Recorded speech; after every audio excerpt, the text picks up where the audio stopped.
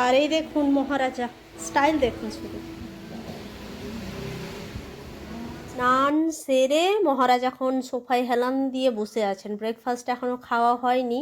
আজকে ঘুম থেকে সবাই একটু দেরি করেই উঠেছি। আর যেহেতু রবিবার, থেরাপি নেই। আর এখন ক্লাইমেটটাও খুব সুন্দর হয়েছে, বৃষ্টি হচ্ছে বলে।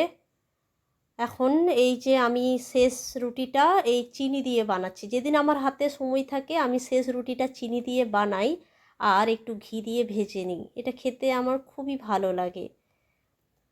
চলুন, এবার বানানো হয়ে গেছে রুটিগুলো আমার।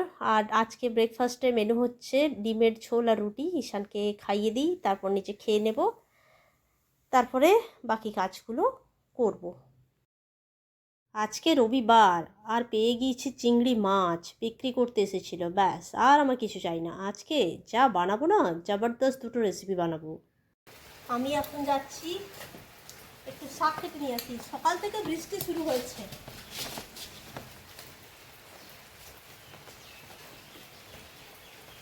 আর আপনাদের মধ্যে অনেকেই জানতে চেয়েছেন, এই যে আমাদের বাড়িতে সোলার ইনস্টলেশনের কাজ চলছে, এখনও কমপ্লিট হয়নি, কাজ চলছে। তো সেটা সম্পর্কে ডিটেলসে বলতে, কিভাবে অ্যাপ্লাই করতে হয়, এটাতে কি বেনিফিট আছে, সমস্ত কিছু। তো চলুন আজকে সেটা নিয়েও আপনাদেরকে বলবো ডিটেলসে। এগুলো হচ্ছে আপনার কুমড়ো পাতা, নুন জলে একটু ভিজিয়ে দিলাম। আজকে এটা দিয়ে সুন্দর একটা রেসিপি ট্রাই করব। এটা কেন্দ্রীয় সরকারের একটা স্কিম, নাম পিএম সূর্য ঘর মুফত বিজলি যোজনা। এই স্কিমে বাড়ির ছাদে সোলার প্যানেল লাগিয়ে সূর্যের আলো থেকে বিদ্যুৎ তৈরি করা হয়। এবার আসি লাভের কথায়। সবচেয়ে বড় লাভ হলো ইলেকট্রিক বিল অনেক কমে যায়। Fan, light, TV, fridge, washing machine, AC পর্যন্ত চলবে। একবার সোলার লাগালে 20 থেকে 25 বছর পর্যন্ত প্যানেল চলতে পারে। তাই অনেকেই এটাকে ফিউচার ইনভেস্টমেন্ট হিসেবে দেখছেন। এবার আসি খরচ কত পড়বে। সাধারণত 1 কিলোওয়াট, 2 কিলোওয়াট আর 3 কিলোওয়াট সিস্টেম রয়েছে এই স্কিমে। 1 কিলোওয়াট যেটাতে প্রতিদিন 4 থেকে 5 ইউনিট, মানে মাসে 120 থেকে 150 ইউনিট পর্যন্ত বিদ্যুৎ তৈরি করতে পারে। এটাতে লাইট, ফ্যান, টিভি আর ফ্রিজ এসব চলবে। খরচ 90,000 থেকে 1 লক্ষ টাকা। 2 কিলোওয়াট, এটাতে প্রতিদিন 8 থেকে 10 ইউনিট, মাসে 240 থেকে 300 ইউনিট পর্যন্ত বিদ্যুৎ তৈরি হবে। এটার খরচ 1,40,000 থেকে 1,70,000 টাকা।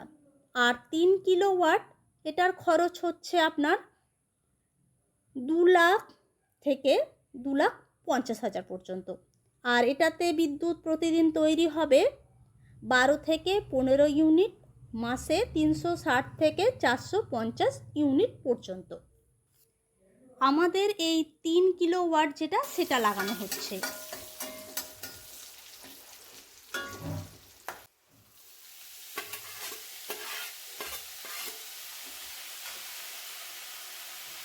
এবার আসি খরচের কথায়।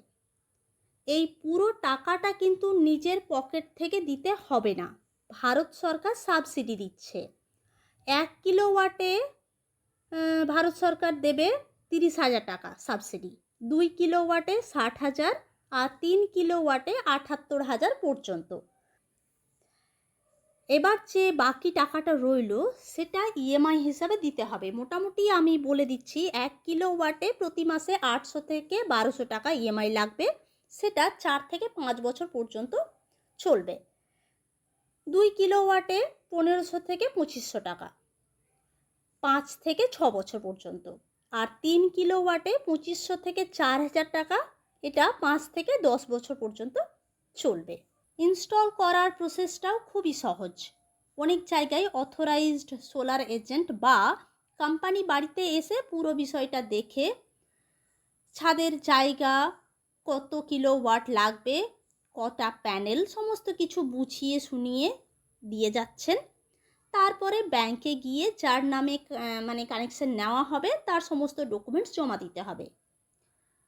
আর ব্যাংক থেকে বাড়িতে লোক আসবে ভেরিফিকেশনের জন্য। তারা এসে সমস্ত কিছু দেখে শুনে ফটো টটো তুলে নিয়ে যাবে। তারপর অ্যাপ্রুভ্যাল হয়ে গেলে ইনস্টলেশনের কাজ শুরু হবে। আর অনলাইনেরও ব্যবস্থা রয়েছে, অনলাইনে খুব সহজেই অ্যাপ্লাই করা যাবে। সেক্ষেত্রে আপনাদেরকে কি করতে হবে, গুগলে গিয়ে সার্চ করতে হবে পিএম সূর্য ঘর যোজনা। তারপরে ভারত সরকারের একটা অফিসিয়াল পোর্টাল খুলবে, সেটাতে লেখা থাকবে পিএম সূর্য ঘর .gov.in। সেই ওয়েবসাইটে গিয়ে নিজের স্টেট আর electricity company consumer number, mobile number দিয়ে রেজিস্ট্রেশন করতে হবে। তারপর লগ ইন করে রুফটপ সোলারের জন্য অ্যাপ্লাই করতে হবে।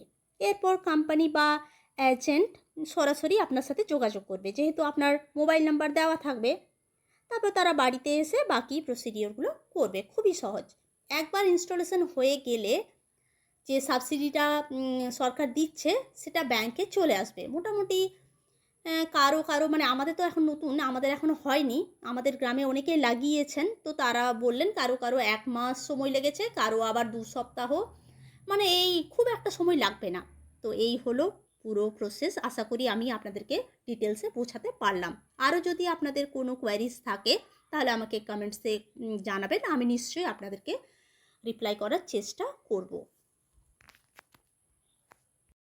রান্না কমপ্লিট। শাশুড়ি মা ওই চিংড়ি মাছগুলো দিয়ে তিয়েল বানিয়েছেন। তিয়েলের রেসিপি অলরেডি আমি আপনাদের সাথে শেয়ার করেছি বলে আর করলাম না। চলুন এবার খেতে বসি। আমি এই শাক দিয়ে পুরো ভাতটা খেয়ে নেবো, জানেন, আমার এটা লাগবে না, এত টেস্টি হয়েছে।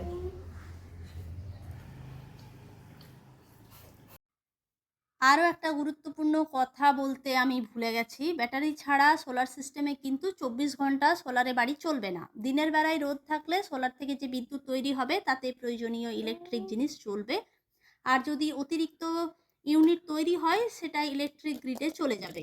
ধরুন আপনার প্রতিদিন 400 ইউনিট বিদ্যুৎ তৈরি হচ্ছে, কিন্তু আপনি ব্যবহার করতে পারছেন 200 ইউনিট। বাকি যে 200 ইউনিটটা সেটা গ্রিডে জমা হবে। আর আপনি যখন রাতের বেলায় ইলেকট্রিক লাইনের কারেন্ট ব্যবহার করবেন তখন ওই যে 200 ইউনিটটা বেঁচেছে সেটা ওই বিলের সাথে অ্যাডজাস্ট হয়ে যাবে। আর যদি আপনি ব্যাটারি কিনে নেন তাহলে ইলেকট্রিক পাওয়ারটা ব্যাটারিতে জমা হবে। আমাদের এখানে যেহেতু খুব একটা ইলেকট্রিক মানে পাওয়ার কাট হয় না, সেই জন্য আমরা এখন ব্যাটারি কিনবো না, পরে কিনবো। খাওন দাওন হলো, এবার একটু ঘুমু করি। চলুন তাহলে আজকে ব্লগটা এখানেই শেষ করব। ব্লগটা কেমন লাগলো জানাবেন, ভালো লাগলে লাইক আর শেয়ার করবেন। আর আপনাদের সাথে দেখা হচ্ছে পরের ব্লগে। সবাই খুব ভালো থাকবেন, সুস্থ থাকবেন আর খুব আনন্দে থাকবেন। ধন্যবাদ। এসে টাটা ওরা, টাটা। ওরা ফ্লাই কিস, ওরা ফ্লাই কিস, ফ্লাই কিস। আঙ্গটে নকে, আঙ্গটে নকে।